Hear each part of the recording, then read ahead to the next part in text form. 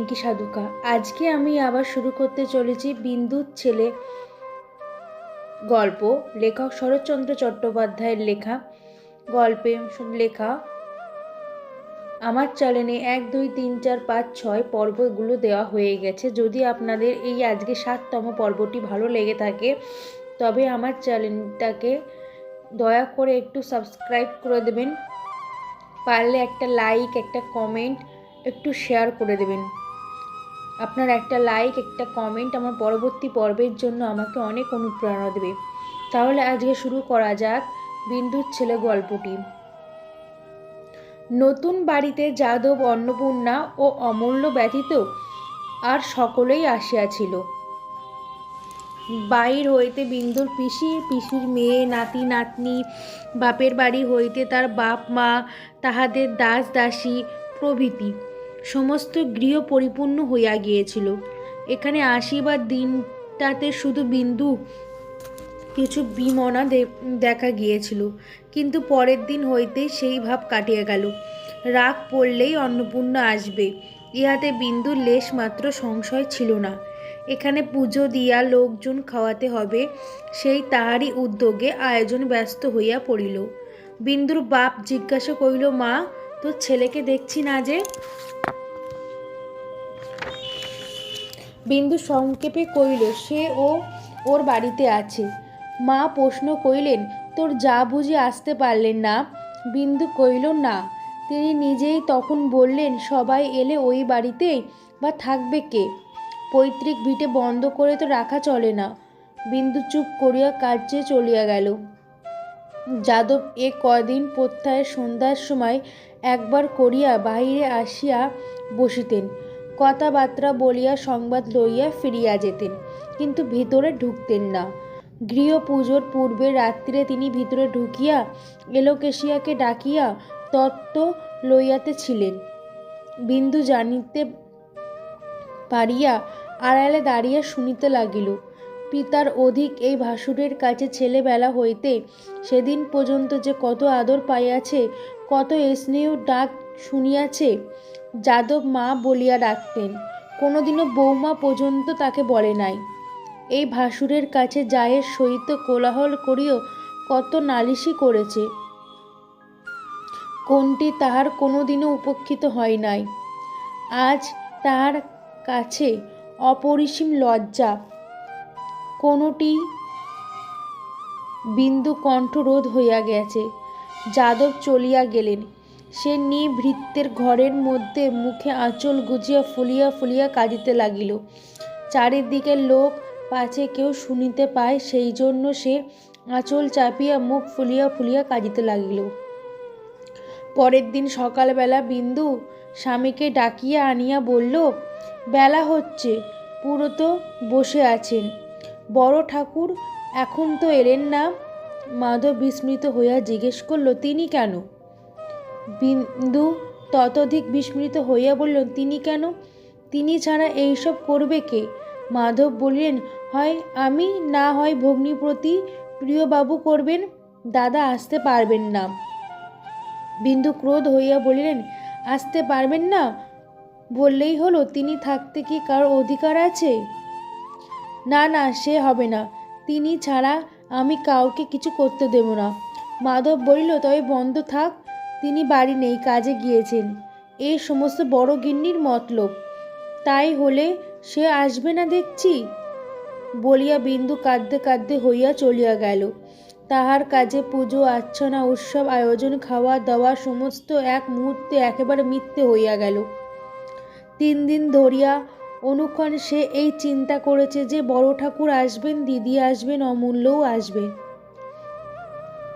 আজিকার সমস্ত দিন ব্যাপী কাজকর্মের ওপরে সে যে মনে মনে তাহার কতখানি নির্ভর করিয়া নিশ্চিত হইয়া বসিয়াছিলেন, সে কথা সে ছাড়া আর কেউ জানিত না। স্বামীর একটা কথা যে সমস্ত মরীচিকার মতন আত্মনাদ হইয়া যাইবার মাত্রই উৎসব বিরাট পণ্ড হইয়া গেল, তার বুকের ওপরে চাপিয়া বসিল। এলোকেশী আসিয়া বলিলেন, ভাড়ার চাবিটা একবার দাও তো ছোট বউ, ময়রারা সন্দেশ নিয়ে এসেছে। বিন্দু ক্লান্তভাবে বলল, ওইখানে কোথাও একটা রেখেছি ঠাকুরজি, দেখে নাও। কোথায় রাখবো বৌদি? কাকে টাকে মুখ দেবে যে। তবে ফেলে দিকে যাও মিষ্টিগুলো, বলিয়া বিন্দু অন্যত্র চলে গেল। পিসিমা আসিয়া বলল, হ্যাঁ বিন্দু, এই বেলা কতখানি ময়দা মাখবে? একবার যদি না বলিস তাহলে কি করে হবে? বিন্দুর মুখ ভার করিয়া বলিল, কতখানি মাখবে তার আমি কি জানি? তোমরা গিন্নি বান্নি, তোমরা জানো না আমি জানি? পিসিমা অবাক হইয়া বলল, শোনো কথা মেয়ের, কত লোক তোদের এই বেলা খাবে, আমি তা কি করে জানি? বিন্দু রাগিয়া বলিল, তবে বলগে ওকে, সে ছিল দিদি। অমূল্য ধনের পৈতের সময় 3 দিন ধরে শহরের সমস্ত লোক খেলো, তা একবার কাউকে বলেনি, আমাকেও বলেনি যে ছোট বউ ওটা করগে, সেটা দেখগে। তার একটা হাড়ে যা যোগ্যতা এই বাড়িতে সমস্ত লোকের মধ্যে তা নেই, বলিয়া আর একটা ঘরে চলিয়া গেল।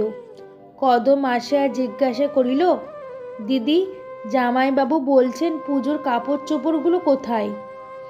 তাহার কথা শেষ হইয়ার পূর্বে বিন্দু চেঁচিয়া উঠিল, খেয়ে ফেল আমাকে, তোরা খেয়ে ফেল আমাকে, যা দূর হ সামনে থেকে। কদম সব্যস্তে পলায়ন করিল।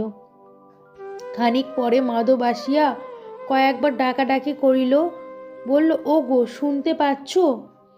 বিন্দু কাছে সরিয়া আসিয়া ঝংকার দিয়া বলিয়া উঠিল, পাচ্ছি না, আমি পারবো না, আমি পারবো না, পারবো না আমি। হলো। মাধব অবাক হইয়া চাইয়া রইল। বিন্দু বলিল, কি করবে? আমার গলায় ফাঁসি দেবে? না হয় তাই দাও, বলিয়া কাঁদিয়া দ্রুত পদে সরিয়া গেল। বেলা বাড়িতে উঠিতে লাগিল। বিন্দু বিনা কাজে ছটপট করিয়া এ ঘর ওই ঘর করিয়া কেবলই লোকের দোষ ধরিতে লাগিল। কে তাড়াতাড়ি পথের ওপর কতগুলো বাসন রাখিয়া গিয়াছে, বিন্দু টান মারিয়া সেইগুলো উঠোনের ওপর ফেলিয়া দিয়া কি করিয়া কাজ করিতে হয় শিখিয়া দিল। কার ভেজা কাপড় শুকিতে গিয়ে উড়িয়া তার গায়ে লেগ লাগিবা মাত্রই টানিয়া খণ্ড খণ্ড করিয়া ছিঁড়িয়া ফেলিল। কি করিয়া কাপড় শুকোতে হয় তাও বুঝিয়ে দিল। যে কেহ তার সামনে পড়িলেই সে সভয়ে পাশ কাটিয়ে দৌড়ালো। পুরোহিত বেচারা নিজের ভিতরে আসিয়া বলিল, তাই তো, বেলা বাড়তে লাগলো, কোনো বিলি ব্যবস্থা দেখিনি। বিন্দু আড়ালে দাঁড়িয়ে করি জবাব দিল, কাজকর্ম বাড়িতে বেলা একটুই হয়, বলিয়া আর একটা বাসন পা দিয়া ছুঁড়িয়া ফেলিয়া দিয়া আর একটা ঘরের মেজের ওপরে নির্জীবনের মতন বসিয়া রইল। মিনিট 10 পর হঠাৎ কানে একটা পরিচিত কণ্ঠে শব্দ যাইবার মাত্র সে ধরবর করে উঠিয়া দাঁড়াইয়া দরজা দিয়া মুখ বাড়িয়া দেখল অন্নপূর্ণা আসিয়াছে, প্রাঙ্গণে দাঁড়ালেন। বিন্দুর দুঃখ অভিমান কাঁদিয়া ফেলিলেন, চোখ মুছিয়া সশব্দে সম্মুখে আসিয়া গলায় আঁচল দিয়া হাত জোর করিয়া বলিল, বেলা 10টা 11টা বাজে, আর কত শত্রুতা করবে দিদি? আমি বিষ খেলে তোমার মনোবাঞ্ছা পূর্ণ হয় তো তাই, না হয় বাড়ি গিয়ে এক বাটি পাঠিয়ে দিও, বলিয়া চাবির গোছা ঝনঝন করিয়া তার পায়ের নিচে ফেলিয়া দিয়া নিজের ঘরে গিয়া দৌড় দিয়া মাটির ওপর লুটিয়া পড়িয়া কাঁদিতে লাগিল। অন্নপূর্ণা নিঃশব্দে চাবির গোছা তুলিয়া লইয়া দৌড় খুলিয়া ভাড়ায় গিয়া ঢুকিলেন। অপরাহ্নে লোকজনে যাতায়াত, খাওয়া দাওয়া, ভিড় কমিয়া গিয়াছে। তবু বিন্দু কিসের জন্য কেবল অস্থির হইয়া ঘরে বার করিতে লাগিল। ভৈরব আসিয়া বলিল, অমূল্য বাবু স্কুলে নেই। বিন্দু তাহার একটি অগ্নি দৃষ্টি নিক্ষেপ করিয়া বলল, হতভাগা, ছেলেরা রাত্রির পর্যন্ত স্কুলে থাকে? নতুন লোক তুমি, ও বাড়িতে গিয়ে একবার দেখতে পারোনি? ভৈরব বলল, সে বাড়িতেও তিনি নেই। বিন্দু চেঁচিয়ে বলল, কোথায় কোন ছোট লোকের ছেলের সঙ্গে ডাঙ্গুলি খেলছে, আর কি তার প্রাণের ভয় ডয় আছে? এইবার একটা চোখ কানা হলে বড়গিন্নির মনোবাঞ্ছা পূর্ণ হয়, তাহলে 10 হাত বার করে খাই, যা যেখান থেকে পারিস খুঁজে নিয়ে আয় অমূল্যকে। অন্নপূর্ণা ভাড়ার দৌড়ে বসিয়া আসিয়া পাঁচজনের সঙ্গে কথাবার্তা করিতেছিল। ছোট বউ তীক্ষ্ণ কণ্ঠে শুনতে পাইলেন। ঘণ্টাখানেক পর ভৈরব আসিয়া জিজ্ঞাসা জানালেন, অমূল্য ঘরেই আছে, এলো না? বিন্দু বিশ্বাস করিতে পারল না। এলো না কি রে? আমি ডাকছি বলেছিলিস? বিন্দু জিজ্ঞাসা করল। ভৈরব মাথা নাড়িয়ে বলল, হ্যাঁ, তবুও এলো না। বিন্দু এক মুহূর্তে চুপ করিয়া থাকিয়া বলল, তার দোষ কি? যেমন মা তেমনি ছেলে হবে তো। আরও একটু দিব্যি রইল যে অমন মার বেটা মুখ দর্শন করব না। অনেক রাত্রে অন্নপূর্ণা বাড়ি ফিরিতে উদ্যত হইল। পৌঁছিয়া দিবার জন্য মাধব নিজে আসি উপস্থিত হইল। বিন্দু দ্রুত পদে অধর আসিয়া স্বামীর উদ্দেশ্য করিয়া ভীষণ কণ্ঠে বইল, পৌঁছে দিতে তো যাচ্ছ, উনি জলক প্রশ্ন করেনি তা জানো? মাধব বলিল, সে তোমার জানবার কথা, আমার নয়। সমস্ত নষ্ট হয় দেখে নিজে গিয়ে ডেকে এনেছিলাম, এখন নিজে পৌঁছে দিতে যাচ্ছি। বিন্দু বলল, বেশ ভালো কথা, তাহলে দেখছি তুমি এই দিকেই। মাধব জবাব না দিয়া চললেন। চলো বৌঠান, আর দেরি করো না। চলো ঠাকুরপো বলিয়া অন্নপূর্ণা পা বাড়াতেই বিন্দু গর্জন করিয়া বলিল, লোকের কথা বলে দেশজি শত্রু, নিজে যা মুখে এলো 10টা মিথ্যে সাজিয়ে বললে, কটকট করে দিব্যি করলে, 4 দিন 4 রাত ছেলের মুখ দেখতে দিলে না। ভগবান এর বিচার করবেন বলিয়া মুখে আঁচল গুজিয়া কান্না রোধ করিয়া রান্নাঘরে বারান্দায় আসে উপুর হইয়া মূর্ছিত হইয়া পড়িল। একটা গোলমাল উঠিল। মাধব অন্নপূর্ণা দুজনে শুনিতে পাইলেন। অন্নপূর্ণা ফিরিয়া আসিয়া বলিলেন, কি হলো দেখি? মাধব কহিল, দেখতে হবে না, চলো। কোলাহলের কথাটা এক কদিনই গোপন ছিল, আর রইল না। পরের দিন বাড়ির মেয়েরা এক জায়গায় বসিল। এলোকেশী বলিয়া উঠিল, যায় যায় ঝগড়া হচ্ছে, ছেলের কি হলো? সে একবার আসতে পারিল না? ছোট বউ বড় মিথ্যে বলেনি, যেমন মা তেমনি ছেলে হবে। ঢের ঢের ছেলে দেখেছি বাবা, এমন এমন নিমক খারাপ কখনো দেখিনি। বিন্দু ক্লান্ত দৃষ্টিতে একটিবার তাহার দিকে চাইয়া লজ্জায় ঘৃণায় চোখ নিচু করিল। এলোকেশী পুনরায় কহিল, তুমি ছেলে ভালোবাসো ছোট বউ, আমার নরেন্দ্রনাথকে নাও না, ওকে তোমায় দিলুম। মেরে ফেলো, কেটে ফেলো, কোনোদিনও কোনো কথা বলবো না। ছেলে ও নয়, তোমার সন্তান আমার পেটে ধরিনি। বিন্দু নিঃশব্দে বসিয়া রইলেন। বিন্দু জবাব দিলেন না। তার বয়স হইয়াছেন, জমিদারের মেয়ে, জমিদারের গিন্নি, তিনি পাকা লোক। হাসিয়া বলিলেন, ও কি একটা কথা গা, অমূল্য ওর হাড় মাসে জড়িয়ে আছে। না না, ওকে তোমার অমন করে উত্তল করে দিও না। বিন্দু, তোদের ঝগড়া দুদিনের মা, তাই বলে ছেলে কি তোর পর হয়ে যাবে? বিন্দু ছল ছল চোখে মায়ের মুখের দিকে চাইয়া চুপ করিয়া বসিয়া রইল। সন্ধ্যার সময় সেই কদমকে ডাকিয়া বলিল, আচ্ছা কদম, তুই তো ছিলিস, তুই বল, আমার তো কি দোষ হয়েছিল যে উনি অত বড় দিব্যি করে ফেললেন? বিন্দু তাহাকে এই আলোচনা করিতে আহ্বান করিয়াছেন। সাহসা কদম তার বিশ্বাস করিতে পারিল না। সে অত্যন্ত সংকুচিত হইয়া মৌন হইয়া রইল। তথাপি বিন্দু বলিল, না না, হাজার হোক তোরা বয়সে বড়, তোদের দুটো কথা আমাকে শুনতে হয়। তুই বল না, এতে দোষ আমার কি হয়েছে? কদম ঘাড় নাড়িয়ে বলল, না দিদি, দোষ আর কি? বিন্দু কইল, তবে যা না একবার ওই বাড়িতে, দুটো কথা বেশ করে শুনিয়ে দিয়ে আয়। তোর আর ভয় কি? কদম সাহস পাইয়া বলিল, ভয় কিছুই নয় দিদি, কিন্তু আজ কি আর ঝগড়া বিবাদ করে? যা হবার তা তো হয়ে গেছে। বিন্দু কহিল, না না কদম, তুই বুঝিস নে, সত্যি কথা বলা ভালো, না হলে ওর মনে হবে আমি যেন সব দোষ করেছি। তিনি কিছু করেননি, বার করে দেবে, দূর করে দেবে, এইসব কথা বলেননি। আমি কোনোদিনও তো রাগ করেছি? কেন ও লুকিয়ে টাকা দিল? কেনই একবার জানালো না আমাকে? কদম বলিল, আচ্ছা কাল যাব, আজ সন্ধ্যা হয়ে গেছে। বিন্দু অপ্রসন্ন হয়ে বলিল, সন্ধ্যা আবার কোথায় কদম, তুই বড় কথা কাটিস। শীতকালের বেলা বলে অমন দেখাচ্ছে, না হয় কাউকে সঙ্গে নিয়ে যা না রে। ওরে ও ভৈরব, ভৈরব শোন, হেবুকে ডেকে দে তো, কদমের সঙ্গে যাক। ভৈরব বলিল, হেবুকে নিয়ে বাবু বাতি পরিষ্কার করিতেছেন। বিন্দু চোখ তুলিয়া বলিল, ফের মুখের সামনে জবাব করে। ভৈরব সেই চাউনির সম্মুখ হইতে ছুটিয়া পলায়ন। কদমকে পাঠিয়া দিয়া বিন্দু বার দুই ঘর উঘর করিয়া রান্নাঘর আসিয়া ঢুকিল। বামন ঠাকুর একা বসিয়া রাঁধিতেছিলেন। বিন্দু এক পাশে বসিয়া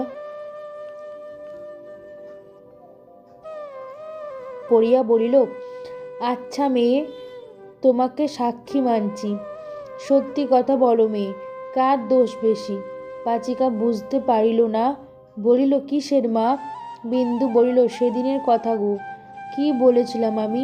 শুধু বলেছিলাম, দিদি অমূল্যকে এর মধ্যে টাকা দিয়েছ? কে না জানে ছেলেদের হাতে টাকা কড়ি দিতে নেই। বললেই তো হতো। অমূল্য কান্নাকাটি করছিল, দিয়েছি, ঢুকে যেত। এতে এত কথা বা কেন ওঠে? এমন দিব্যি দিলই বা কেন? 5টা ঘটি বাটি একসঙ্গে থাকলে তো ঠোকাঠুকি লাগে। আর এ তো মানুষ, তাই বলে এত বড় দিব্যি? এই একটি বংশধর, তার নাম করে কেউ দিব্যি দেয়? আমি বলছি মেয়ে, তোমাকে এই জন্মে আমি আর ওর মুখ দেখব না। শত্রুর দিকে ফিরে চাইব তো ওর দিকে চোখ রাখবো না। বামনের মেয়ে, স্বভাবে অল্প ভাষণী, সে কি বলবে বুঝতে না পারিয়া মৌন হইয়া রইল। বিন্দু দু চোখ দিয়ে অশ্রুপূর্ণ হইয়া উঠিল। তাড়াতাড়ি মুছিয়া ফেলিয়া ভাঙা গলায় পুনরায় বলল, রাগের মাথায় কে দিব্যি না করে মেয়ে? তাই বলে জলে স্পর্শ করল না, ছেলেটাকে পর্যন্ত আসতে দিল না। এগুলো কি কাজ বলো? হাজার হোক আমি ছোট, আমার বুদ্ধি কম। যদি তার পেটের মেয়ে হতুম কি করতো তাহলে? আমিও তেমন ওর নামে কখনো মুখে আনবো না। তা তোমরা দেখো। বামন ঠাকুর তথাপি চুপ করিয়া রইল। বিন্দু বলিয়া উঠিল, আর ওই দিব্যি দিতে জানে, আমি জানি না যেন দিব্যি দিতে। কাল যদি ওই বাড়ি গিয়ে বলে আসি, 1 বাটি বিষ পাঠিয়ে দাও, তো তোমরা ওই দিব্যি রইল। কি হয় তাহলে? আমি 2 দিন চুপ করিয়া আছি, তারপর গিয়ে এই দিব্যি দিয়ে আসব। না হয় নিজেই 1 বাটি বিষ খেয়ে বলে যাব দিদি পাঠিয়ে দিয়েছে। দেখি 5 জন হোক ছিচি করে কি না, ও জব্দ হয় কি না।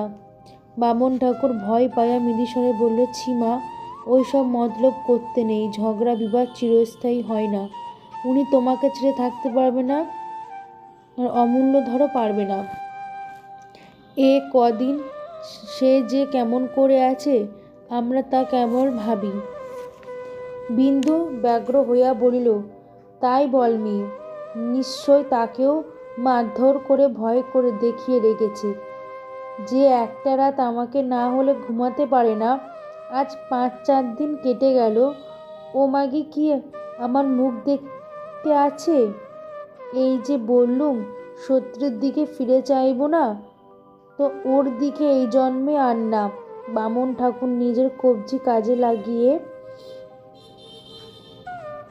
একটি কাল দাগ দেখিয়া কইল, এই দেখো মা, এখানে কাল শিরে পড়ে আছে। সেই রাত্রে তোমরা মূর্ছা হয়েছিলে। এই সব কথা জানি। অমূল্য ধনের কোথা থেকে ছুটে এসে তোমার বুকের ওপর পড়ে সে কি কান্না! সে তো আর কখনো দেখেনি বলে ছোট মা মরে গেল।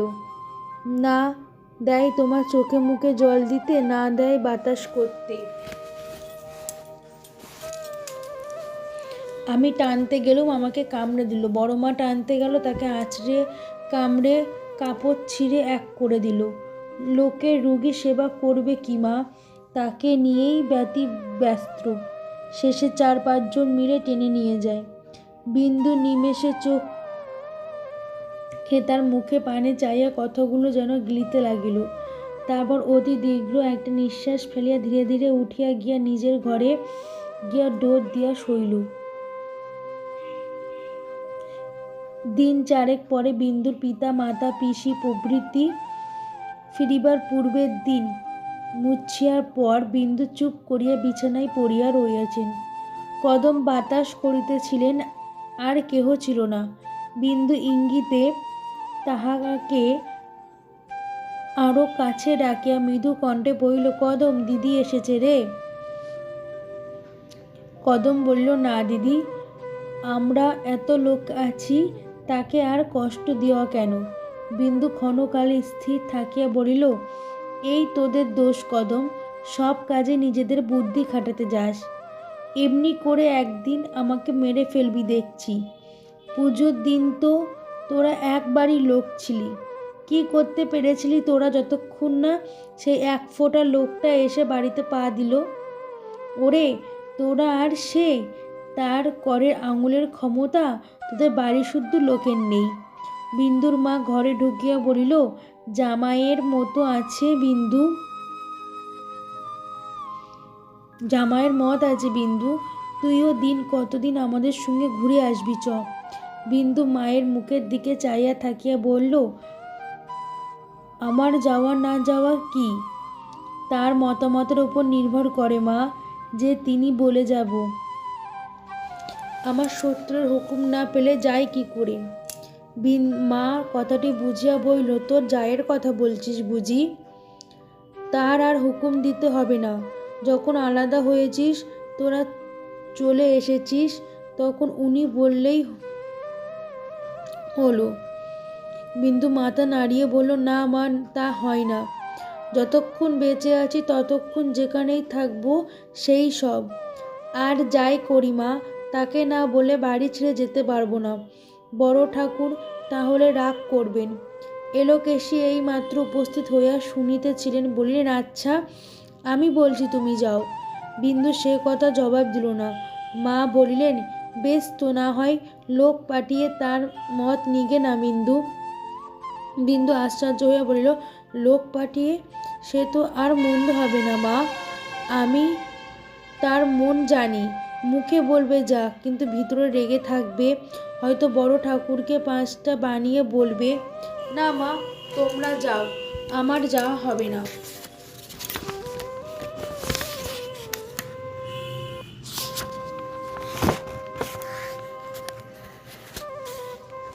মা আজ জিদ করিস না, চ না আমাদের সাথে।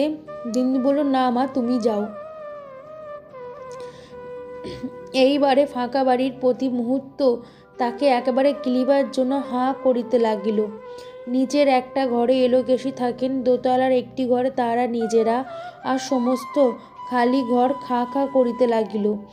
সেই শূন্য মনে ঘুরিতে ঘুরিতে তেতলার একটি ঘরে আসিয়া দাঁড়ালো। কোন সুদূর ভবিষ্যতে পুত্রবধূর নাম করিয়া এই ঘরখানি সে তৈরি করিয়াছিল।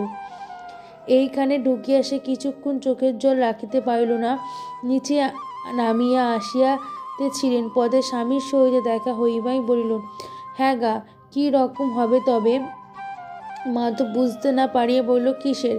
বিন্দু আর জবাব দিতে পারিল না। হঠাৎ দীর্ঘ নিঃশ্বাস ফেলিয়া বলল, না না, তুমি যাও, ও কিছু না। পরের দিন সকালবেলা মাধব বাইরের ঘরে বসিয়া কাজ করিতেছিলেন। বিন্দু ঘরে ঢুকিয়া কান্না চাপিয়া বলল, উনি চাকরি করছেন নাকি? মাধব চোখ না তুলিয়া বলিল, হু কি, এই কি তার চাকরির বয়স? মাধব পূর্বের মতন কাগজে চোখ রাখিয়া বলল, চাকরি কি মানুষের বয়সের জন্য করে? চাকরি করে অভাবে। তার অভাব বা হবে কেন?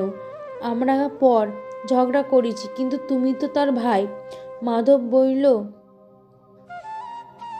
বইমাত্রে ভাই জ্ঞাতি। বিন্দু স্তম্ভিত হইয়া গিয়ে ধীরে ধীরে বলিল, তুমি বেঁচে থেকে তাকে কাজ করতে দেবে?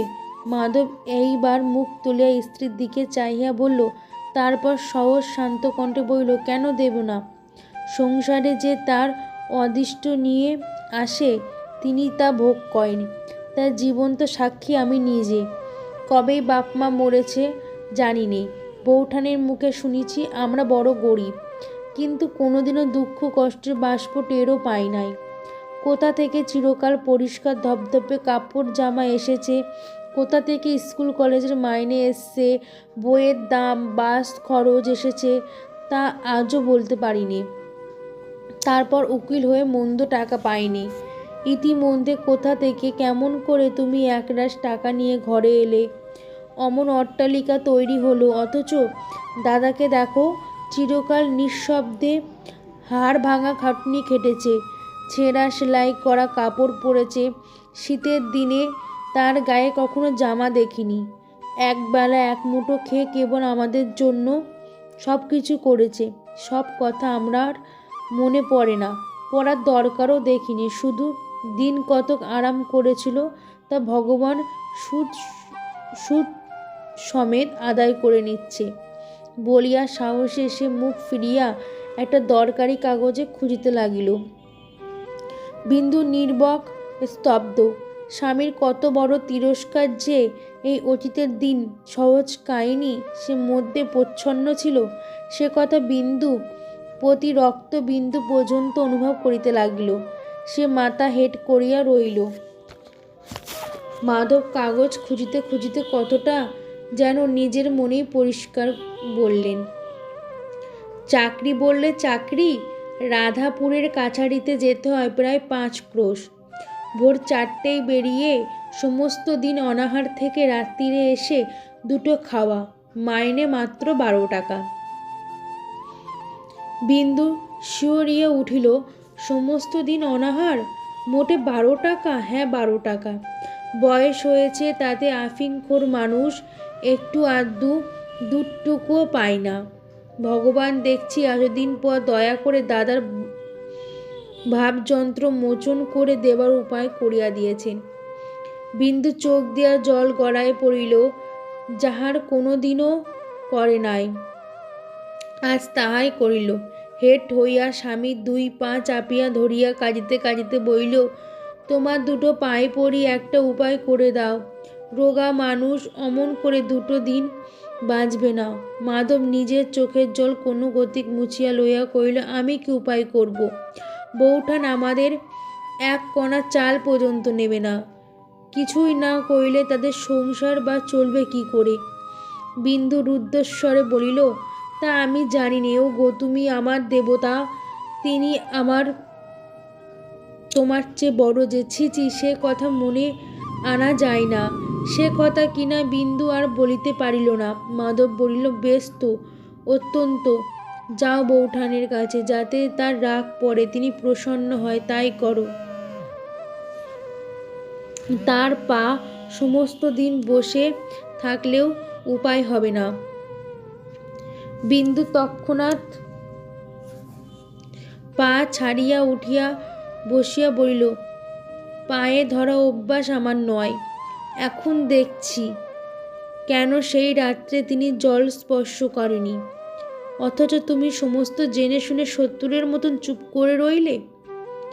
আমার অপরাধ বেড়ে গেল, তুমি কথা কইলে না। মাধব কাগজপত্রে মনোনিবেশ করিয়া কইল না, ওই বিদ্য আমার দাদার কাছে শেখা। ঈশ্বর করুন যেন অমনি চুপ করে থেকেই একদিন যেতে পারি। বিন্দু আর কথা কইল না, উঠিয়া গিয়া নিজের ঘর দৌড় দিয়া পড়িয়া রইলেন। মাধব তখন উঠিবার উপক্রম করিতেছিলেন। বিন্দু আবার আসিয়া ঘরে ঢুকিল। তার 2 চোখ রাঙা। মাধবে দয়া হইল, বলিল, যাও একবার তার কাছে, জানো তো তাকে, একটিবার গিয়ে শুধু দাঁড়াও, তাহলেই সব হবে। বিন্দু অত্যন্ত করুণ কণ্ঠে বলিল, তুমি যাও। ও গো, আমি ছেলের দিব্যি করেছি।